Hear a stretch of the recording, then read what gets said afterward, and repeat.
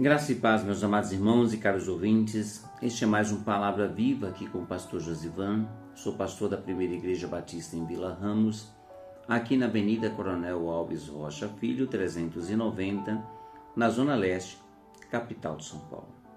Antes de lermos o texto, conto com a sua participação e colaboração, curtindo, compartilhando esse vídeo e realizando a sua inscrição também neste canal. Queremos alcançar mais pessoas, queremos que mais pessoas tenham contato com a Palavra de Deus, porque a Palavra de Deus ela é poder para transformar cada uma das nossas realidades, principalmente a nossa condição de vida espiritual. Só por meio da Palavra vem a verdade para cada um de nós. Então nós vamos ler o texto que está na carta de Paulo aos Romanos, no capítulo 8, verso 18. Vamos ler? Porque para mim tenho por certo que os sofrimentos do tempo presente não podem ser comparados com a glória a ser revelada em nós. Paulo está falando de uma realidade que ele conhece bem de perto. Ele enfrentou muitas lutas, muitas perseguições, ele passou por naufrágios, por prisões. Paulo passou por açoites e tudo isso para que a sua fé diminuísse, para que ele desistisse de ser uma testemunha e apóstolo aos gentios. Mas olhando para o que ele estava passando, que era um sofrimento momentâneo, que é passageiro, por quê? Porque nós nascemos para morrer. A vida de verdade só é em Cristo.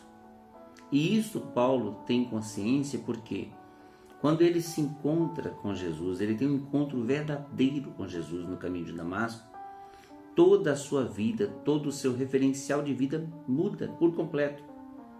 Aquele que tinha a capacidade, a influência e o zelo para perseguir os discípulos de Jesus, quando ele tem um encontro real com Jesus, a sua vida é totalmente ressignificada.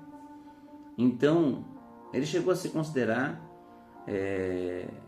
o maior e o principal pecador, que não era digno de ser chamado apóstolo.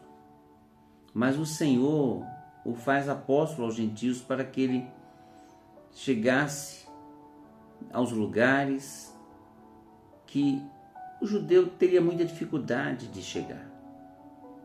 Então, Paulo é chamado para este ministério.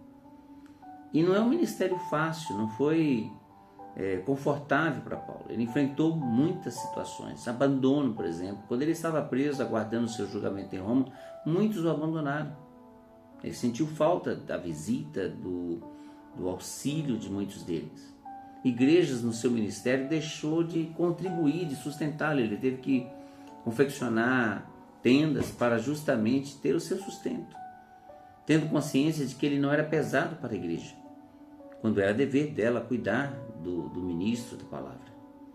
Pois bem, diante de tudo isso, Paulo chega a uma conclusão de que os sofrimentos do tempo presente não podem ser comparados com a glória que há de ser revelada em Cristo Jesus. Ou seja, por mais que soframos, e quero crer que você já enfrentou sofrimento ou está enfrentando, sofrimento emocional, sofrimento físico, sofrimento espiritual. Muitos enfrentam isso todos os dias. O desânimo que bate a porta, os questionamentos que vêm, o que eu fiz da minha vida? Isto prova que nós precisamos de Cristo. Porque quando estamos diante de Jesus, nossa vida passa a ter um outro significado e um outro olhar da realidade. A realidade ela é finita. Volto a dizer, nós nascemos para morrer. Este corpo não verá a Deus. Se Jesus voltar hoje, será transformado, porque o corpo do pecado ele fica. O pó volta ao pó e o espírito volta a Deus que o deu. Então a nossa esperança, e é isso que Paulo quer que eu e você entendam de uma vez por todas, que a glória final para os cristãos, a glória que cada um vai receber, ela é extraordinária. que não dá para comparar com os sofrimentos do tempo presente. Esses sofrimentos passam a ser insignificantes. E eu não estou dizendo que não dói, eu não estou dizendo que não é difícil de enfrentar. Eu estou falando que em termos de valor ele se torna insignificante, porque ele mata o corpo, não mata a vida, não mata a esperança daqueles que confessam Jesus como Senhor e Salvador. Por isso que eu tenho insistido constantemente, para que você tenha um encontro com Jesus, assim como Paulo teve, assim como um dia a graça do Senhor me alcançou, para que possamos entender que a morte não é um fim em si mesmo, porque nós estamos diante daquele que é vida e vida abundante, aquele que venceu em nosso lugar, venceu a morte, venceu a condenação do pecado, para que nós experimentemos essa extraordinária glória que vai ser revelada aos que creem em Jesus, aos que confessam Jesus, aos que têm a sua esperança em Jesus. Meu desejo é que você, se ainda não é um crente em Jesus Cristo, entregue sua vida a Jesus.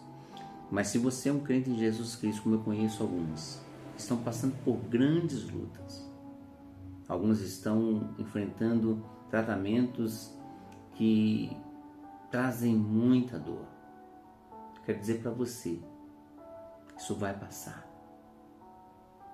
Jesus não passa, Jesus vem. Jesus é eterno. Jesus é para todo sempre. Então a sua esperança tem que estar em Jesus. Por isso que Paulo, diante de tudo aquilo que ele passou, ele diz: porque para mim tenho por certo que os sofrimentos do tempo presente não podem ser comparados com a glória que será revelada em nós.